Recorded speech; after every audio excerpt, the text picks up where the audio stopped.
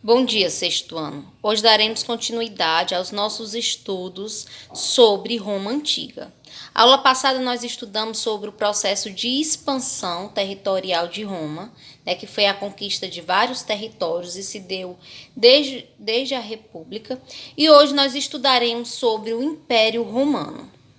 Foi um período que durou 4 séculos. Quando a gente fala império, nós estamos nos referindo a uma forma de governo que frequentemente tem um imperador, um comandante do poder, e se refere também a uma forma de administração política, de um grande território, que foi o caso de Roma. Roma foi a civilização antiga que conquistou mais terras, que teve a maior expansão territorial, ou seja, formou o maior império da antiguidade.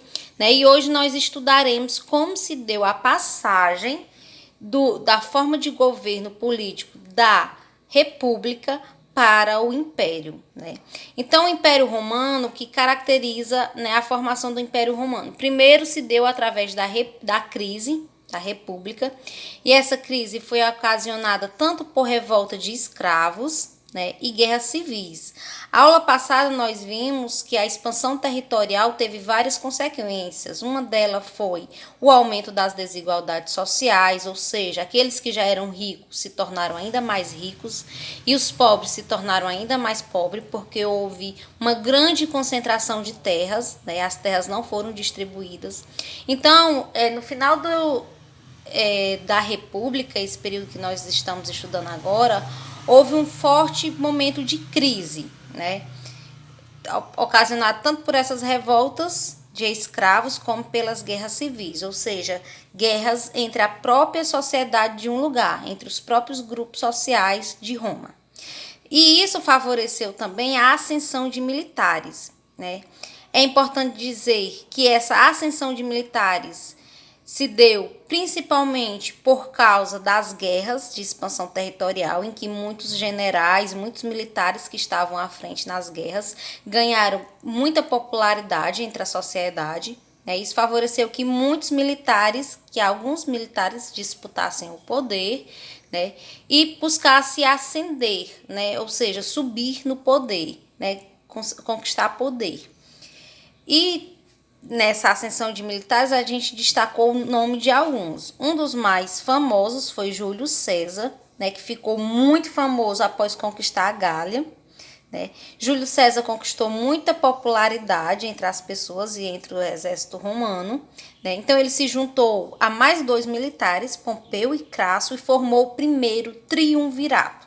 Esse triunvirato passou a governar, eles dividiram o território romano entre si, passaram a governar sem muita intervenção do Senado, sem consultar o Senado.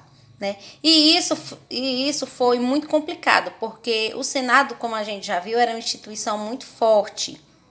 E Júlio César, desses 3, Júlio César era o que tinha mais popularidade, também tinha muito poder.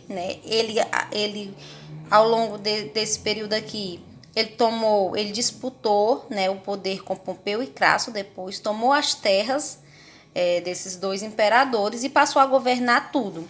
Então, ele passou a exigir do Senado o título de ditador, para que ele pudesse governar com poderes ilimitados. E isso gerou muito conflito com o Senado.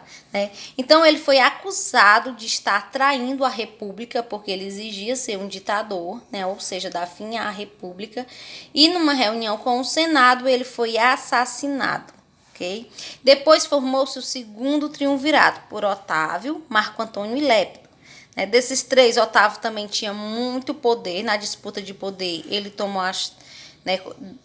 derrotou Marco Antônio e Lépido, e exigiu do Senado vários títulos. Ele não tentou tomar o poder de uma vez só.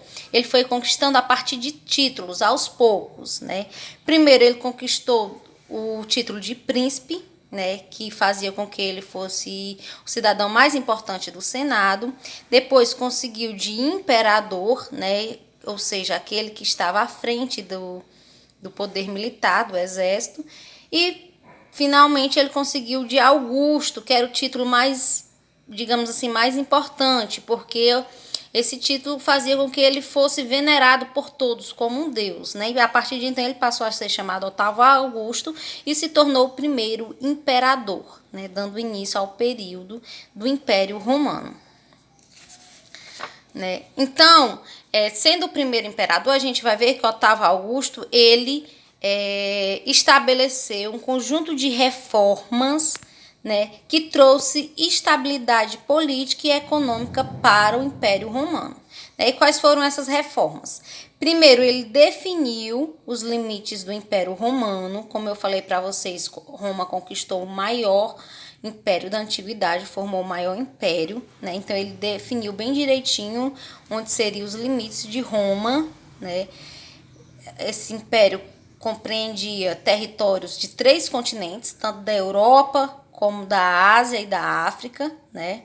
Então ele estabeleceu esses limites e colocou um forte exército para controlar, para guardar esses limites e para impedir invasões. Ele também montou um eficiente corpo administrativo, e aqui é importante destacar que ele entregou, né, a administração de algumas províncias na mão do Senado, ou seja, ele não estabeleceu constantemente uma guerra contra o Senado, ele não acabou com o Senado, né? Ele fez aliança com o Senado e algumas províncias, ele entregou a administração de algumas províncias ao Senado, sendo que ele continuou administrando outras partes do território, inclusive Roma, né, que era a capital. Ele também modernizou a cidade de Roma, estabeleceu um conjunto de reformas, né, e outra reforma importante foi a distribuição de terras aos soldados e trigo aos plebeus. Isso fez com que ele tivesse grande popularidade, né? Tanto entre o exército, então ele ganhou a confiança do exército, né? Ganhou a ajuda do exército, tinha um exército ao seu lado, pois distribuiu terra aos soldados e distribuiu trigo aos plebeus. Então ele também ganhou a aliança dos plebeus. Isso fez com que acabasse amenizasse as revoltas sociais. E depois dessas reformas feitas por Otávio, Roma, né, chegou a um período de tranquilidade, que a gente chama de estabilidade. Esse período foi chamado de Pax Romana, que corresponde a 2 séculos, né, que foi um período de estabilidade política e crescimento econômico. Então, para que o império durasse 4 séculos, né, ele contou com 2 bases de apoio. Primeiro, a aliança das elites provinciais, que ajudavam a governar, né, o território, que era muito vasto, né, e também com um forte exército que protegia as fronteiras, o limite protegeram as fronteiras desse império por muito tempo.